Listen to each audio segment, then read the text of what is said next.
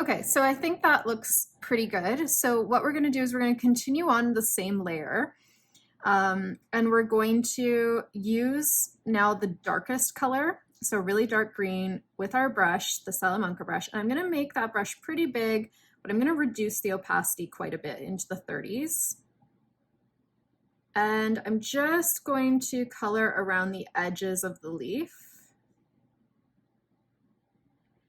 And anywhere that I see on the picture that looks a little darker.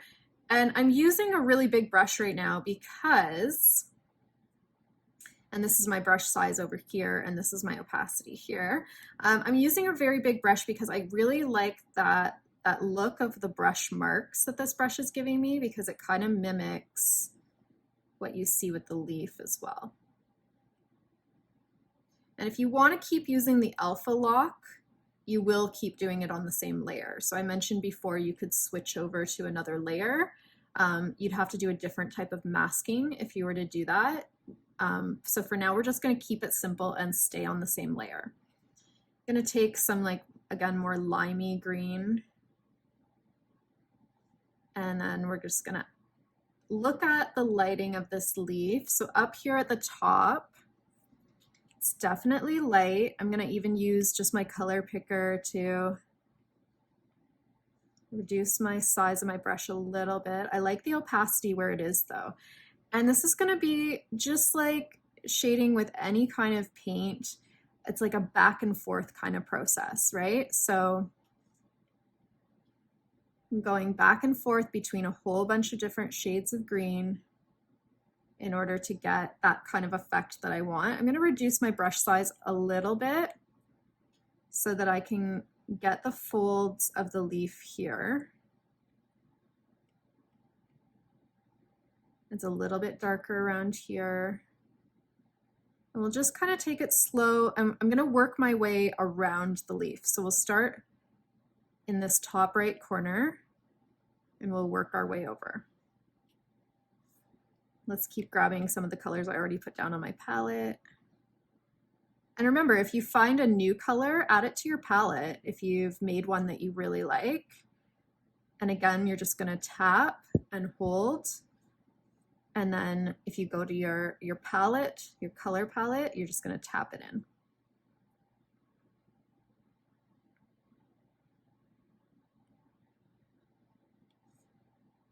So at this point, you guys are deciding to, do you want this leaf to look highly realistic? Do you want it to be a little bit painterly, which is kind of what I'm going for? It's like a little bit realistic in the sense that we are adding light and shadow, but also I'm not going for photorealistic necessarily. I'm going for something that is a little playful, definitely painterly. I'm going to go almost to black for this little area here. The more drama you can create by having big contrasts, I think that's really going to make it pop.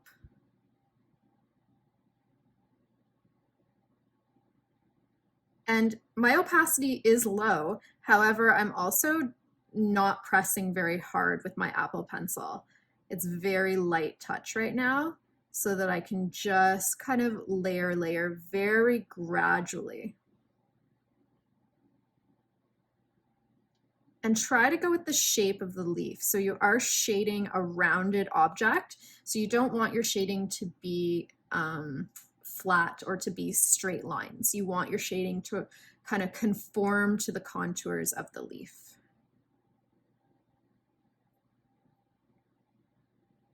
I actually find this very relaxing. You can just take your time. And if you got too dark or too light in an area, you just keep going over it. So this area is going to be darker. So I'm going to, again, go down to my almost black and over here. And you can see I'm going around in a circle, but then I'll come back periodically. I look up and it's constantly, again, looking back and forth for inspiration, and then looking back up and thinking, no, you know what, I thought I might have been more finished that spot, but I actually want to go back into it a little bit. And I love using kind of different shades of green, some that are more cool and some that are a bit more on the warm side. So this is where I am definitely going to part ways with my photo. I'm going to make my leaf a little bit punchier, a little bit more emerald, rather than this one is a little bit more subtle in its green.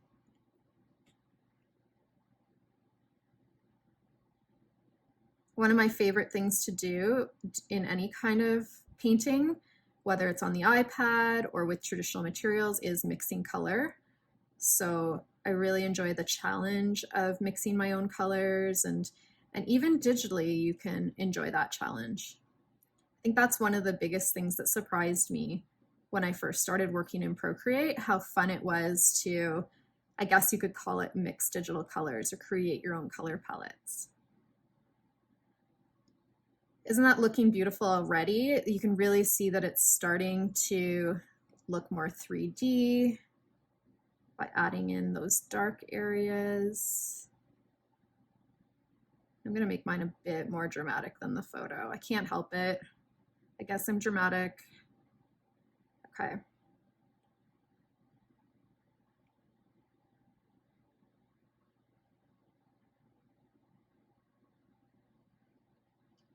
So I'm gonna keep going around here. I find that the dark green, almost black, is just really making it right now. It's really making that leaf pop. Again, really loose. Very, very light touch with my Apple Pencil.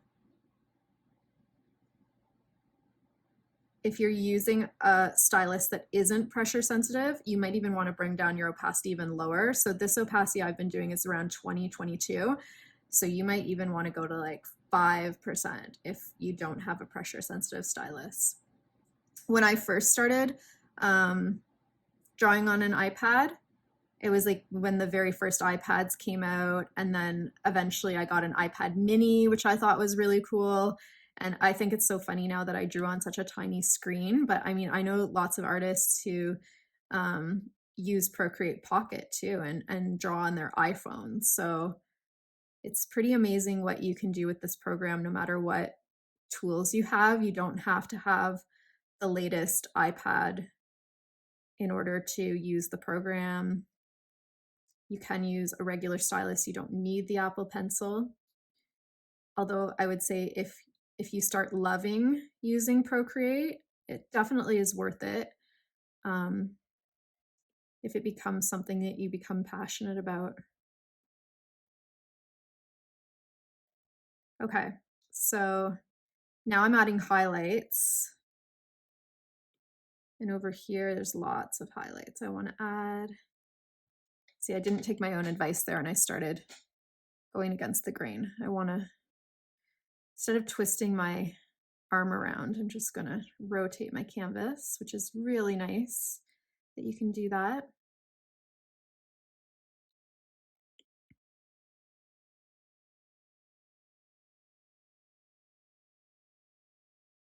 To really make these circles pop, you almost want to like highlight around them.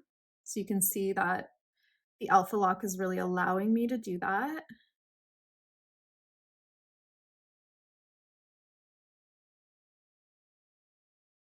Look how beautiful this is looking, guys.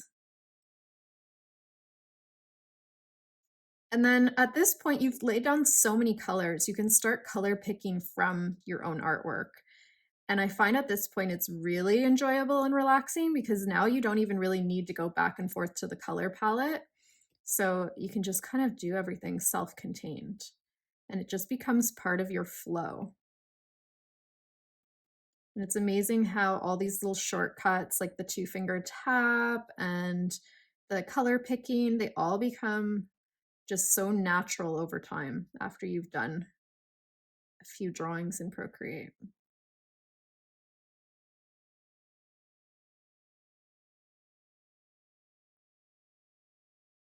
I think it's looking pretty cool. So let's see, let's get a really bright, like obnoxiously bright lime green, and I'm gonna put my opacity down way, way low to like 11%.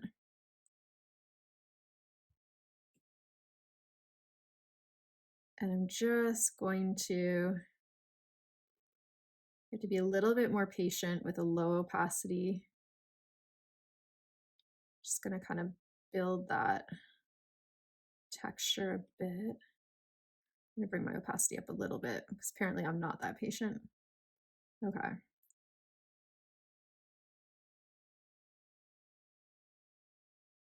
A lot of back and forth between colors.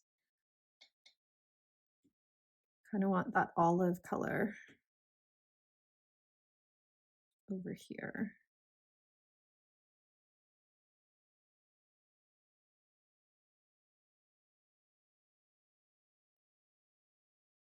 And then maybe we'll grab like one of these lighter shades here.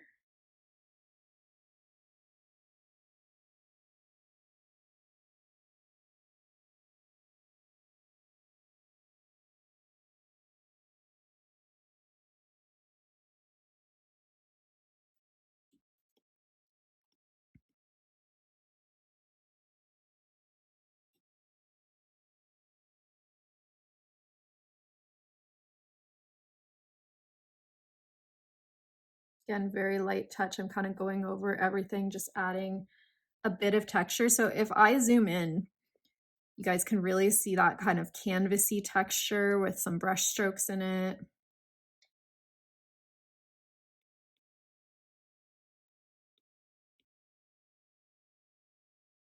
And then just keep kind of changing that size of your brush too, right? What works for you.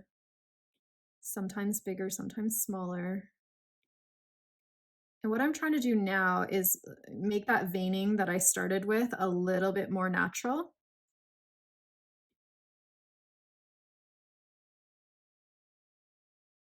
So we could stay on the Salamanca brush, or we could switch over to a different brush for our veining.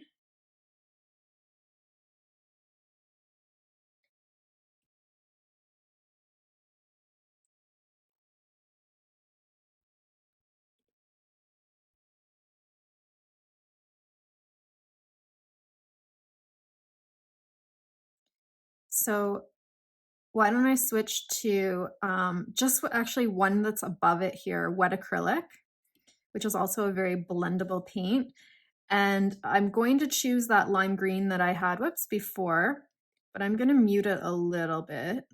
So maybe just bring it down on its scale a little bit. And I think I actually am just gonna stay on the same layer. I could create another layer over top, right? But I'm not so worried about ruining this at this point. So I'm just gonna stay on this layer. And we're just going to, so I'm applying less pressure as I go down so that the line becomes thinner as it moves down the screen. And so I have that kind of color there. And then I'm going to change over to something that has a little bit more of a mint tone to it and just kind of go over top a bit. And then I want to change over to something that's a little bit lighter. Just have to get that right color. It's almost like a bit of like a sea foam. And then for this,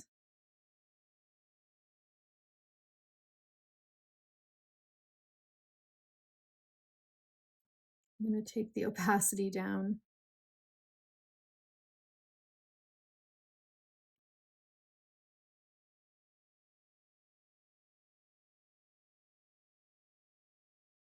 I'm going to grab a bit of that lime again.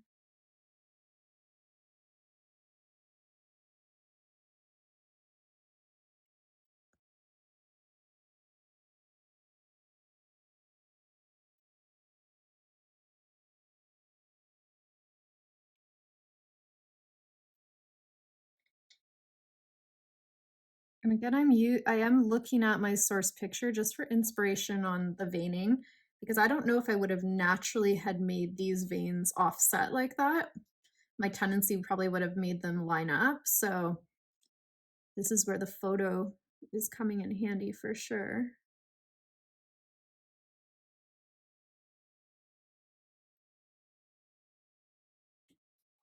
And obviously a big part of art and drawing and painting is observation. when you're going from a photographic source. So just, realizing and developing those observation skills are really important. And like I just mentioned, right, not really having paid attention before, I guess, to a Monstera leaf, noticing that those veins are offset, but in the process of drawing it, I've been able to notice that, right?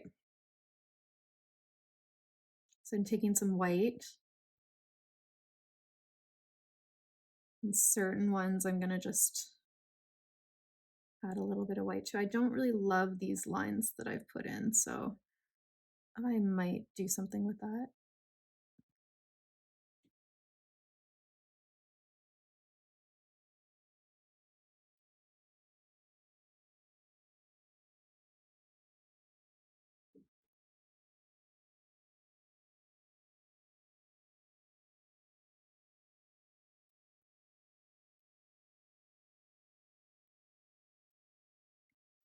And then I'll make that brush a little bit bigger.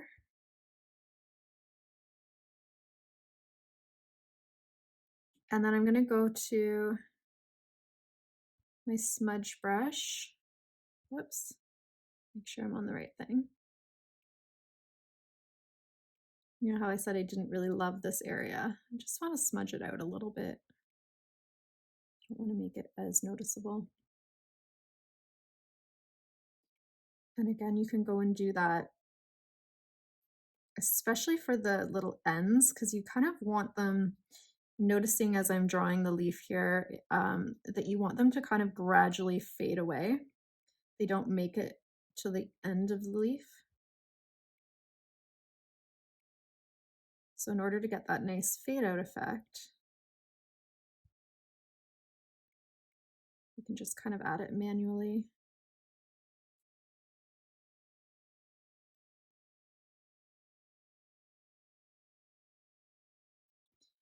And then once you've added the light portions of the veins, you'll notice that they actually are generally also outlined with a dark as well. So I'm going to go in and do the same process, but almost like a shadow effect.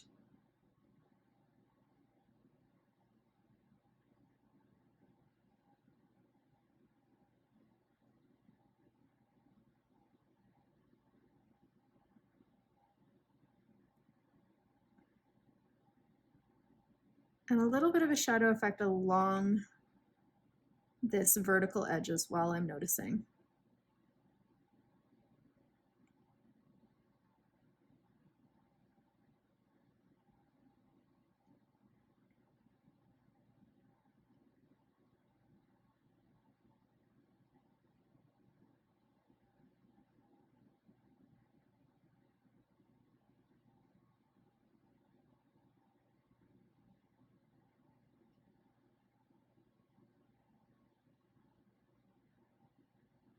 So I have a very small brush right now, so you can definitely see these smaller brush strokes, but I am liking that texture that it's creating. I noticed this one I didn't quite do in the right spot, so what I might do is just kind of cover it over. And I'll redo it. I want it to, this one actually comes out of, well, actually it's more that one I didn't do in the right spot. So here's an example where I'm kind of noticing that I like how in this picture the leaf comes in a little bit more dramatically and has a squared off edge, and I didn't do it on mine. So if I uncheck Alpha Lock and go onto my eraser tool, I'm gonna uncheck my background so I can see better. I might just go in and kind of make this leaf a little bit more like the source picture by having that edge.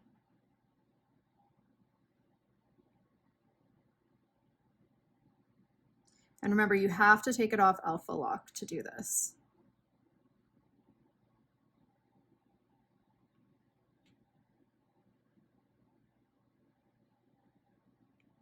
Okay.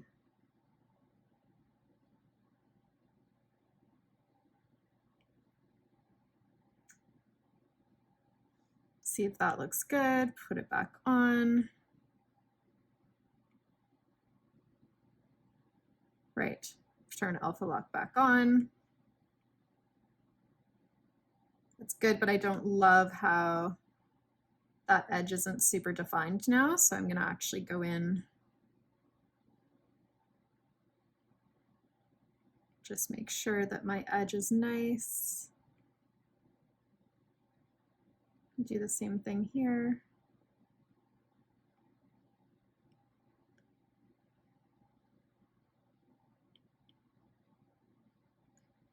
Okay, and then I'll turn alpha lock back on.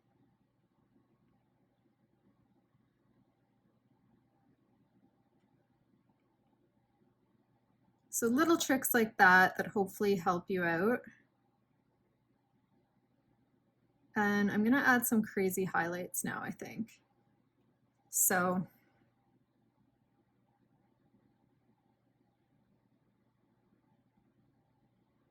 I'm gonna reduce my opacity.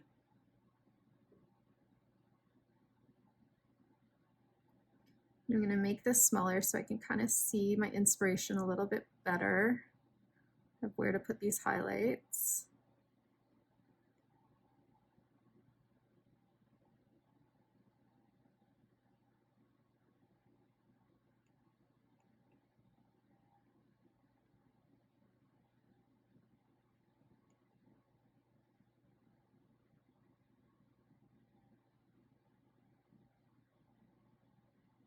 And this has like a little triangle kind of indent there.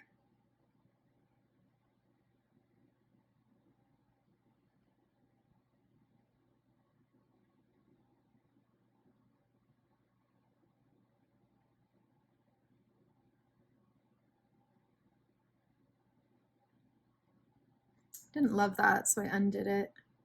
I'm gonna start again from this side. It's better. Again, a lot of back and forth, just taking the colors surrounding it.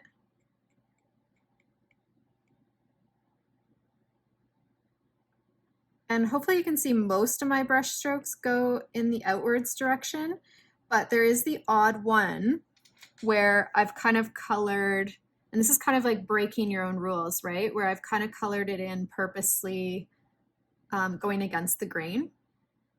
And that can add a little bit of interest into your picture as well.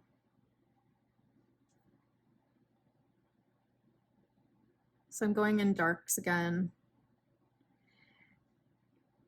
And I mean, you could just keep doing this, right? Until it's absolutely perfected the way that you want it.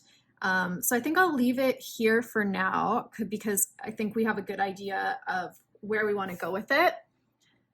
Lastly, I want to show you guys that you can do some pretty cool things in Procreate just to take your artwork to the next level. So one thing that you can do is you could create a pattern with your leaf. So I'm just going to duplicate this and I'm going to uncheck my original to keep it safe. But if I just take this leaf and resize it, keep it on uniform and magnetic, resize it to something smaller like that, 3-finger swipe, copy and paste, and move it over, apply, 3-finger swipe, copy and paste, and of course you can rotate and you can make it bigger or smaller. So you could have a lot of fun with creating your own kind of tropical patterns in Procreate. So just to give you guys an idea of what you can do, if I duplicate a whole bunch of these, and you can also duplicate them from here if you don't want to do the fancy 3-finger swipe. You could have some going off the canvas.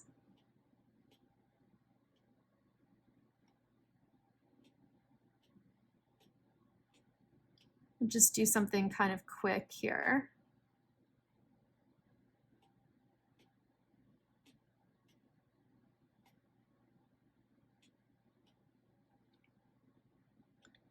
The other thing you can do if you want to flip it, you can flip horizontal and have your leaf face the whole other direction.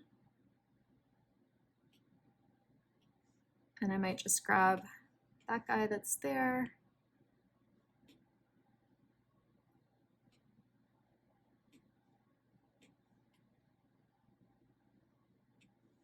All right, so let's say you create something like this.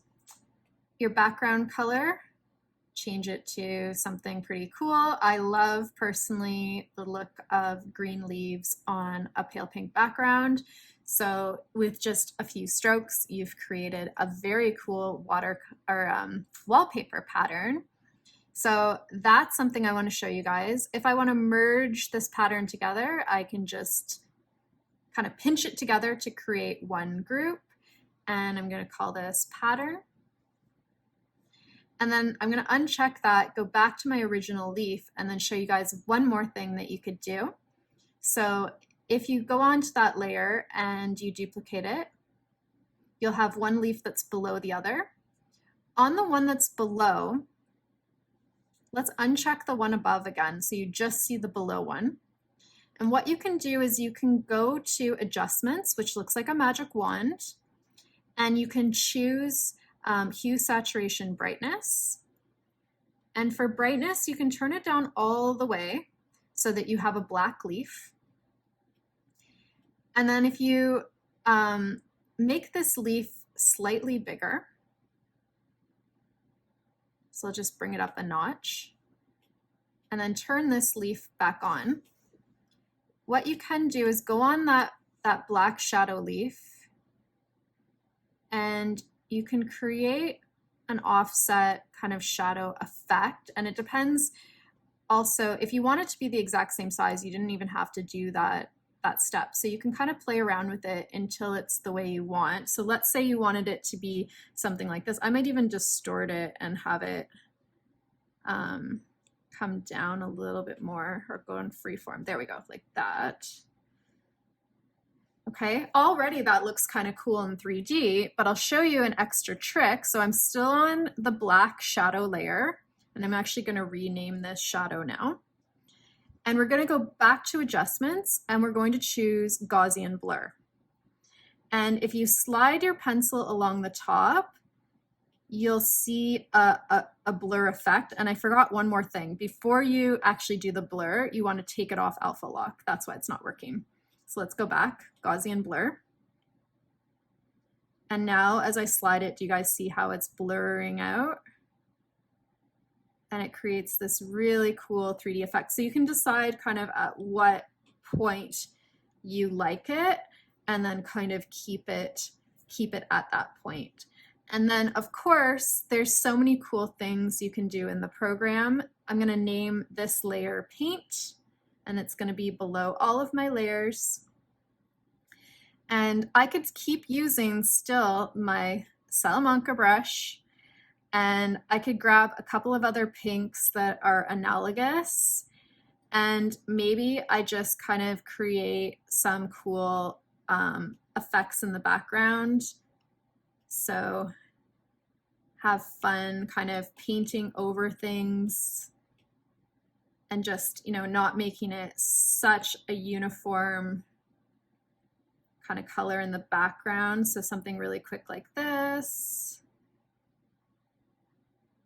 So that's kind of cool. And then lastly, I have a few of my custom watercolor brushes that are on my Etsy shop, and I love adding them in as a last step as well. So they're Pixel Princesses, because that's my kind of internet name, I guess you could say, brushes. And I created all of these brushes out of natural actual watercolor. And so I love doing things like this too, where I can get a nice color, make sure that I'm below everything, and I can do like a fancy kind of stamp.